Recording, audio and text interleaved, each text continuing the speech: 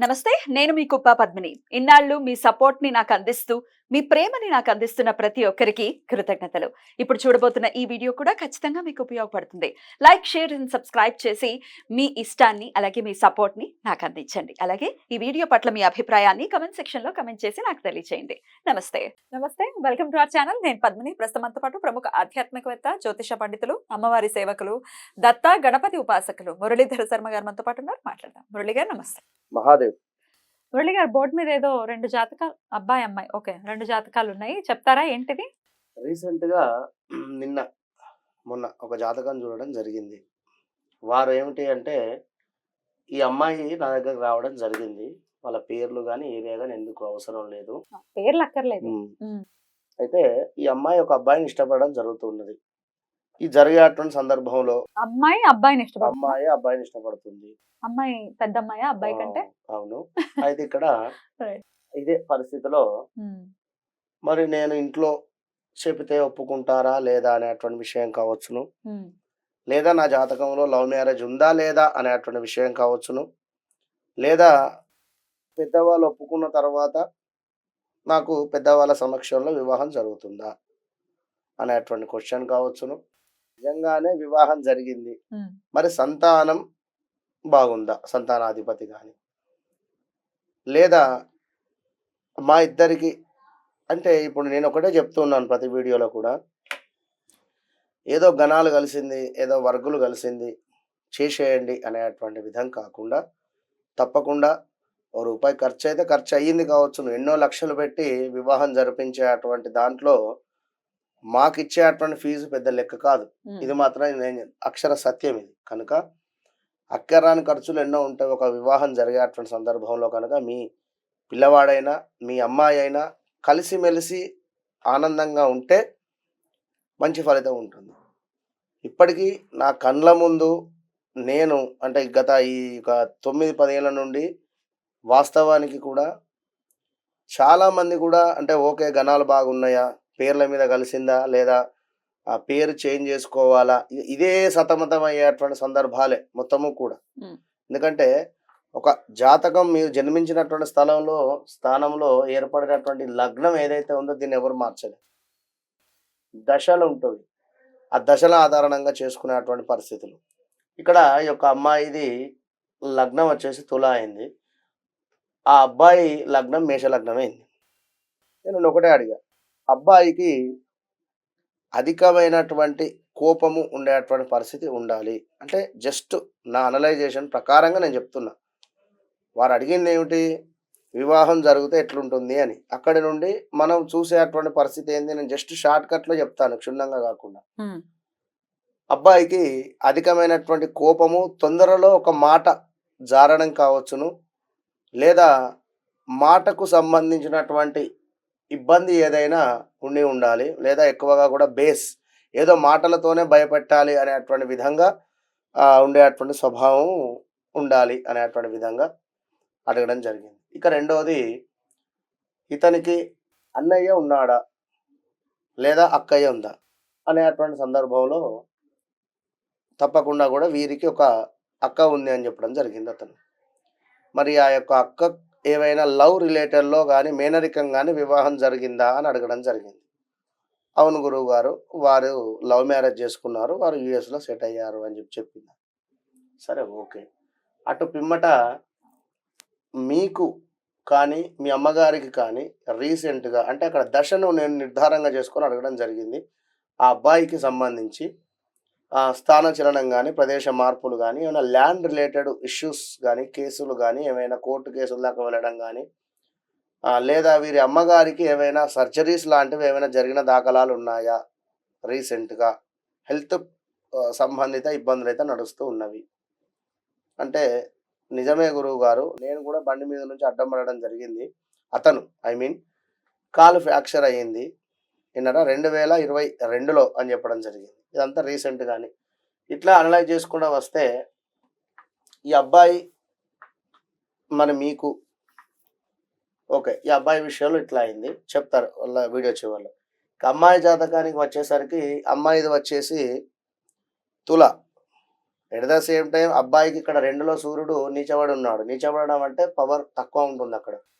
ఎట్లాగూ తులాలో నీచపడతాడు గనుక at the same time వృషభంలో కూడా సూర్యుడు ఉంటే ఎక్కువ పవర్ అనేది ఉండదు. ఉండదా? 100% ఎక్కువ ఉండదు. ఉమ్.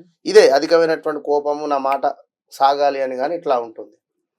మరి ఇక్కడ శని మేషంలో నీచబడుతుంది కనుక ఇక్కడ కూడా శని పవర్ ఎక్కువ ఉండదు అక్కడ. పవర్ అనేటువంటిది ఇక్కడ ఉండదు కనుక ఈ అమ్మాయి కూడా చిన్నతనములో మాటలు ఆలస్యంగా వచ్చేటువంటి పరిస్థితి కానీ లేదా ఎందుకు గురువు ఉచ్చలో ఉన్నప్పటికీ మాటలు తప్పకుండా ఆలస్యంగా ఉంటుంది. వస్తాయి. 2లో శని ఉంటే అది అంతే ఆ, పరిస్థితి. రెండులో శని. 2లో శని వాక్కు ఉన్నాడు, స్థానంలో మాటకు శని. వాక్కు కారకుడు గనుక ఉమ్. ఈ శని కూడా వక్రం ఉంది. ఓ.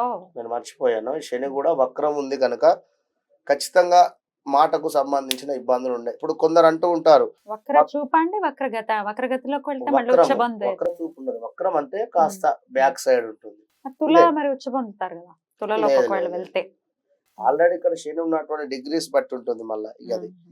ఓకే. ఆల్రెడీ 27 డిగ్రీలు, ఒకవేళ తక్కువ డిగ్రీస్ లో ఉంటే తప్పకుండా అందులోకి వెళ్ళిపోతారు. అమ్మ బాగుంటుంది. ఉమ్. ఇక ఇక్కడ విషయం ఏమిటి అంటే ఇప్పుడు కొందరు మొన్న రీసెంట్ గా ఒకరు మా జాతకం గురువు గారు, మా పిల్లవాని జాతకము ఎప్పుడు చూసినా ఇప్పుడు 2020లో జననం జరిగింది. 3 ఏళ్ళు పూర్తి అయిపోయాయి. ఏదో ఒక కోపంగా ఉంటున్నాడు. ఒక స్మైల్ అనేది లేదు. పిల్లలు ఎట్లుంటుంది, బీ స్మైల్ అన్నట్టుగా ఉంటారు. మనం ఏమైనా అనగానే నవ్వుతారు. ఇట్లాంటిది లేదు. ఒక ఏదో కోపంగా ఉండేటువంటి పరిస్థితి. అసలు తనకు నచ్చినటువంటి మాట మాత్రమే తను మాట్లాడుతున్నాడు.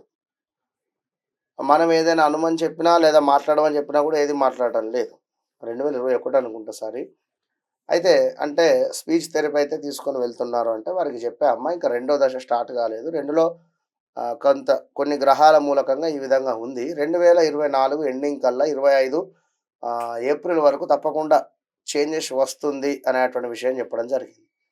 ఇట్లా ఇప్పుడు ఈ అమ్మాయిది కూడా శని వక్రం ఉన్నప్పటికీ ఇక్కడ తులాలో ఉచ్చబొందుతుంది. బట్ శని మాత్రం కొంత ఇబ్బందికరమైనటువంటి వాతావరణమే ఉంటుంది.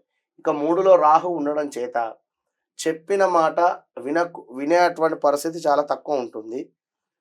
ఇప్పుడు పాము చెవులు అంటారు కదా, అట్లా ఉంటుంది. ఎవరైనా చిన్నగా మాట్లాడినా కూడా వీరికి అర్థమయ్యేటువంటి పరిస్థితి ఉంటుంది. మరి ఇక్కడ పెద్దవారు ఒప్పుకుంటారా ఒప్పుకోరా అనేటువంటి విషయం చూసినట్టయితే ఇక్కడ సప్తమాత బుధ శుక్రుడు సూర్యుడు ఉన్నారు. బుధుడు శుక్రుడు ఎప్పుడైనా కూడా లవర్స్ వారు. అవునా?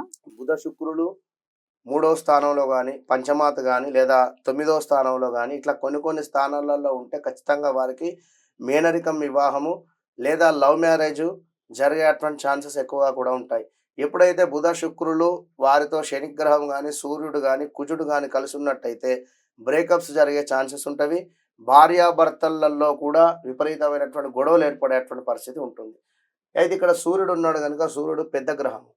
ఇంట్లో పెద్దవారు ఒప్పుకోవడానికి ఛాన్సెస్ చాలా తక్కువ ఉంటుంది కనుక కొంత ఇబ్బందికరమైనటువంటి వాతావరణం ఉందమ్మా అని చెప్పడం జరిగింది. ఇంకా అంతా అయిన తర్వాత వయసు తక్కువ మీరు అన్నట్టుగా అబ్బాయిది వచ్చేసి 91, అమ్మాయిది వచ్చేసి 94, 95 అట్లా అయింది. గురుసన్ను చూసి తెలిసిపోతుంది. విన్నారా? ఉమ్. అయితే ఇక్కడ మరొక విషయం ఏమిటి అంటే ఒక కోణం నుండి ఆ అబ్బాయి మేనబావ అవడం జరుగుతున్నది, మరొక కోణం నుండి కజిన్ బ్రదర్ అవడం జరుగుతుంది. అవును, విన్నారా? ఇప్పుడు సమాజం ఒప్పుకోదు కదండి. ఇప్పుడు బ్రదర్ ని పెళ్లి చేసుకుంటాము అని అంటే ఇంట్లో వాళ్ళు ఎడదిరిగి ఒప్పుకోరు, సమాజం నేను కూడా అదే చెప్తున్నా accept అమ్మా. చేయదు కదా. ఇటు తల్లి తరపు నుండి మేనమరదలు అయ్యేటువంటి పరిస్థితి ఉంది. ఇక్కడ తండ్రి తరపు నుండి చెల్లెలయ్యారు. చెల్లెలు అయ్యేటువంటి పరిస్థితి ఉంది. చెల్లెలు ఇట్లా అయితే అక్క అయితే వారు పెద్దది కదా. అక్క వారి బాండింగ్ ఇక వారు అది ఎట్లా అనేటువంటిది అది వారి కర్మ మీదనే విడిచిపెట్టేటువంటి పరిస్థితి. Just ఇంకెంతకి పెళ్ళి అయిందా? chat. ఇది నేను నిన్న మొన్ననే చాట్ చెక్ చేశాను. మీరు కాస్త కుదరదు అని చెప్ప ఇబ్బందికరమైనటువంటి వాతావరణం. ఎందుకంటే ఆల్రెడీ ఒక ఆప్షన్ ఇక్కడ వాళ్ళ అక్క తీసేసుకుంది. ఇక్కడ ఈ బుధ శుక్రులకు సంబంధించినటువంటి బలము వారి అక్కగారికి రావడం జరిగింది, అయిపోయింది. కనుక మరలా వీరికి దశ వచ్చినా రాకున్నా ఇబ్బందికరం ఉంటుంది. ఈ యొక్క అమ్మాయికి గాని అబ్బాయికి గాని ఖచ్చితంగా కూడా గొడవలు అయ్యే ఛాన్సెస్ ఉంటాయి. ఇక్కడ వివాహం ఒప్పుకోకపోవడం, 2ల సూర్యుడు, ఈమెకు 2ల శని, మాటలతో ఎక్కువగా కూడా యుద్ధం అయ్యేటువంటి పరిస్థితి ఉంటుంది. కనుక ఒక అండర్స్టాండింగ్ అయిన తర్వాత ఎందుకు చేసుకున్నా ఈ పెళ్లి నాకు వద్దు అనేటువంటి పరిస్థితి ఉంటుంది. కనుక ముందే ఏదైనా చూసుకొని ముందుకు వెళ్తే మంచి ఫలితం ఉంటుంది. రైట్. సో జాగ్రత్తగా అంటే ఇది మామూలుగా ఎగ్జాంపుల్ కి చెప్పారు కానీ ఒక వివాహ పొంతన అనేది ఏదో పాయింట్స్ తో చూసుకునేటటువంటి విషయం కాదు. కాదు. డెఫినెట్ గా గ్రహస్థితి ఎలా ఉంది అనే దాన్ని బట్టి బేరీజ్ వేసుకుని అంతే. మనం ఒక డెసిషన్ తీసుకోవాల్సినటువంటి పరిస్థితి ఉంటుంది కాబట్టి వివరంగా తెలియజేస్తున్నారు బోర్డు వేసి. మరి మరొక మాట ఇక్కడ ఉమ్. 8లో చంద్రుడు నీచబడి ఉన్నాడు నీచబడ్డాడు. అవును. కనుక ఈ అబ్బాయికి తల్లి ప్రేమ దూరం. ఉమ్. విన్నారా? ఉమ్. వీరి నాన్నగారు రెండవ వివాహం చేసుకోవడం జరిగింది. రైట్. ఆ? ఇక్కడ ఈ అమ్మాయికి వచ్చేసి 6లో చంద్రుడు ఉండడం జరిగింది. వీరికి తల్లి ప్రేమ కరువు అని చెప్పవచ్చు. చాలా చక్కగా వివరించారు. కృతజ్ఞతలండి. నమస్తే. మహా